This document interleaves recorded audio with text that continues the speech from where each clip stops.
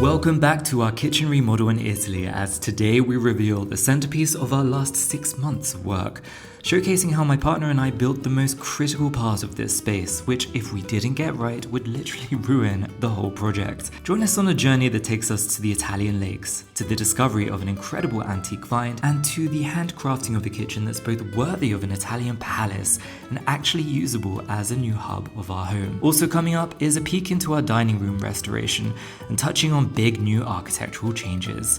If you're new here, I'm Jordan Camilleri. Make sure you get involved by subbing and joining the comment section below. And a thanks to today's sponsor Surfshark. And now let's dive right in. Today we make the kitchen usable, with the general vision really starting to come together but still lacking details and, more importantly, actual functionality. With the main structures in place, job number one was to add some finesse using lighting. And this is very much M's forte, and so for this section of the development I was very happy to take his lead. We started with the smart cabinet, which in the past we showed you was the place where we created the drinking water font, and we'd since developed it further with a coffee machine as well. And the downlighting had the effect of transforming this once very humble unit into a self-sustaining piece of art in its own right.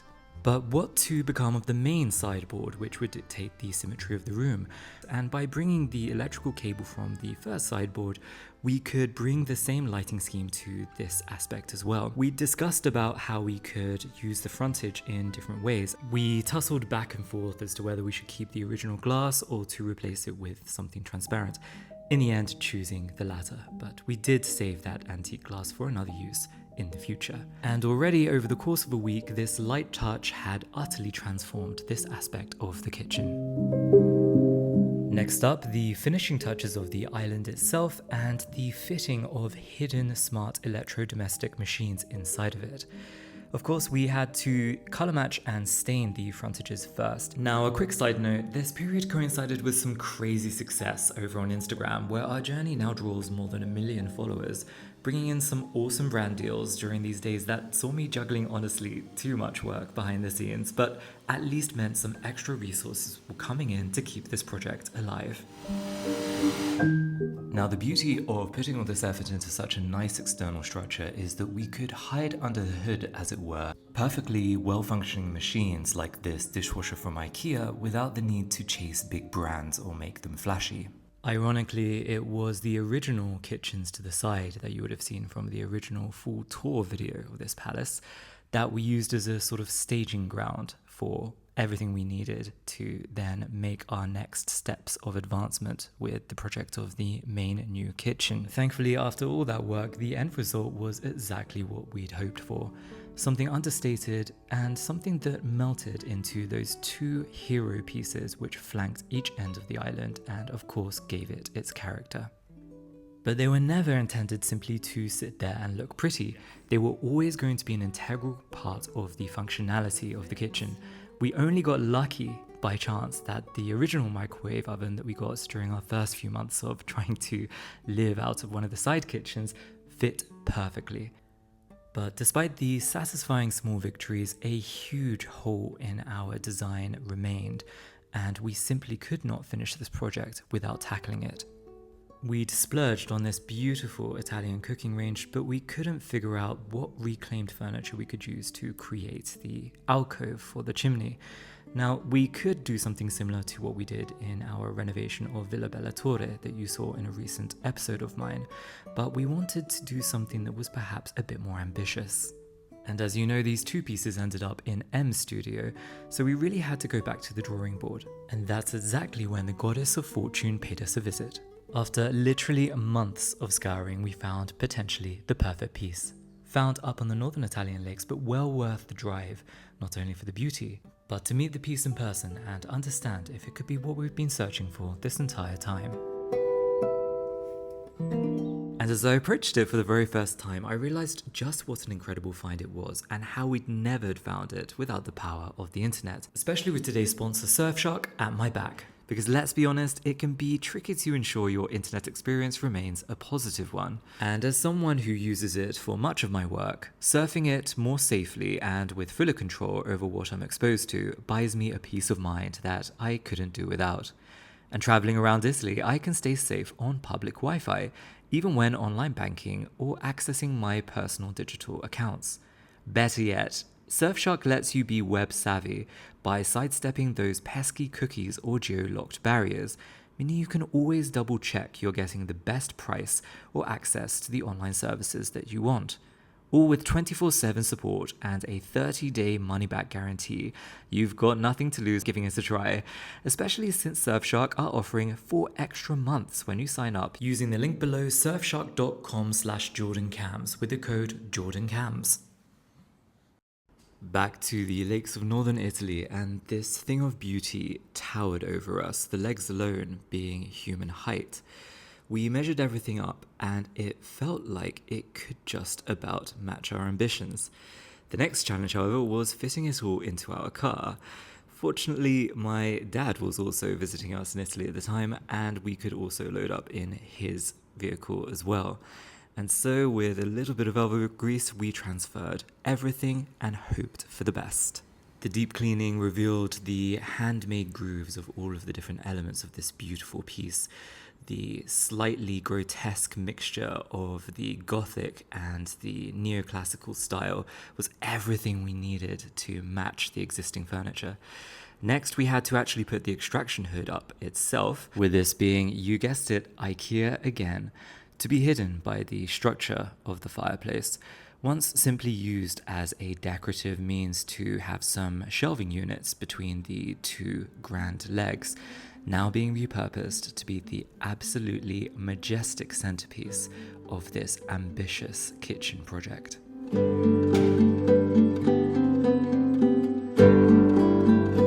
So here we've bought a brown double-shouldered wire so that it can be disguised under the wood, and at the same time it can be incredibly safe for vapors and anything that may happen in here. And so this way we are bringing sort of safe, reliable electricity above the structure, rather than having to create conduits in the wall or in the structure itself, which will allow us to light it up in a completely sustainable way. Ecco. I'll try it. Moment of truth. Yes! Baby, look at how cute it is! What can I just say? Look at how damn bang in the middle it is, look. Fabulous. Now, we've already sought and received approval from the Superintendent of Historic Monuments to create an excavation hole in this space here through the wall and to the outdoors. However, we wanted to test first simply if using the simpler extraction hood as it currently is with its inbuilt filters will be sufficient, and with the air then going up into this upper chamber and then gradually being released into the room, perhaps it will be enough without us doing this more invasive intervention. We proceeded to polish and seal the piece to protect it from the vapors of the kitchen and to give it a similar sheen to the rest of the cabinetry. And then it was on to doing M's famous lighting scheme. And you just know with all of those beautiful carved reliefs that the uplighting is going to be dramatic. Finally, onto the DIY surround to create a base for the marble top to be inserted and to create an encased feeling and a sense of intentionality to merge these two pieces. I decided to use the leftover legs that were once going to form the design of the island. If you recall, this was going to be how we were going to merge the two hero end pieces with the modern infill section. In the end, I decided to transfer them to this part of the design, and M was diligent to get them all stained up so that we could assemble it as desired. And yes, with the assembly taking place with me cooking dinner, that's just how we roll in this house. The marble cuts finally arrived a few weeks later, and the time to tie it all together was upon us. Perfetto, perfetto, mamma mia. You'll notice we cut out these subtle grooves to fit the delicate silhouette of the legs, and with the additional pieces that were due to be going up, it would create a seamless melding of the marble, the wood, and the stainless steel of the cooking range.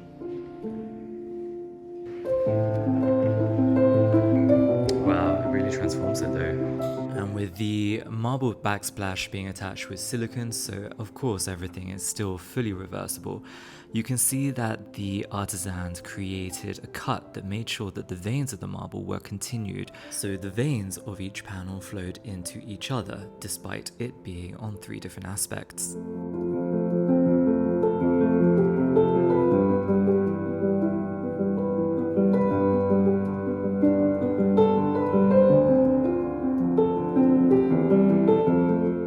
Now, immediately, that annoying perfectionist in me decided that the 2 backsplash panels on either side were a bit too boxy, and I think one day we'll need to refine that with a better cut. But don't tell M, because he'll get mad at me for complicating things. However, taking a step back, you could not deny the astonishing transformation that had taken place, and it had just completely surpassed all of even our wildest expectations. With this final piece complete, I feel like we can definitively say that the stylings of the Renaissance can quite comfortably fit into the functionality of a modern kitchen with enough patience, diligence, and determination. But I'd love to hear your thoughts on this transformation down below. Now, there is still much work to do. You'll notice the bar stools have been brought out to the veranda where they're currently living, as we've decided they're not the right fit for this bar. And it's in this vein that our attentions are now turning. The beautiful lighting, both artificial and natural, fill this space with warmth, but the furnishings are still a bit lacking.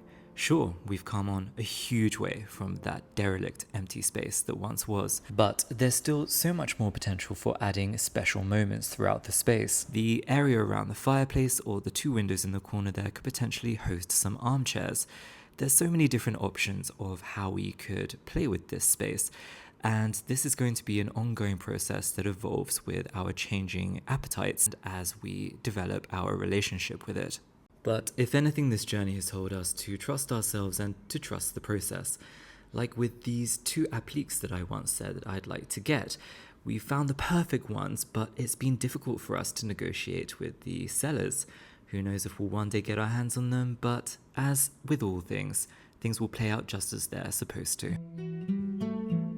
But don't go thinking we leave all of these things to fate, because big plans are on the horizon.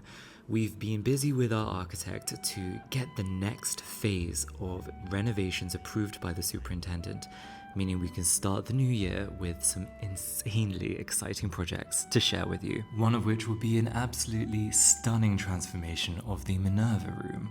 I'd love to know what your thoughts on this could be, and all will be revealed in the next episode.